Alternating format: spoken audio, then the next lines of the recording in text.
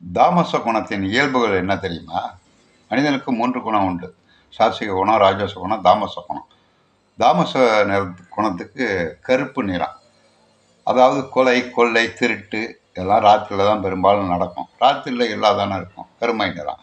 காமம் இதுவும் ராத்திரியில் தான். இந்த பாம்பெல்லாம் பார்த்திங்கன்னா நைட்டில் தான் போய் எலியை பிடிக்க போகும்.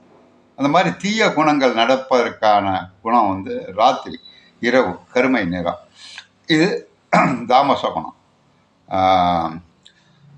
இன்னொன்று பார்த்தீங்கன்னா, கடவுளுடைய படைப்பே அப்படி தான் இருக்கும்.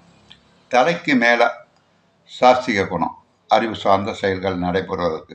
ராஜச குணம் முயற்சி, கழுத்துக்கு கீழே இடுப்புக்கு வரைக்கும் எவ்வளோ சாப்பிட்டாலும் ஜீரணம் ஆகிட்டே இருக்கும், செயல் புரிஞ்சுக்கிட்டே இருக்கும்.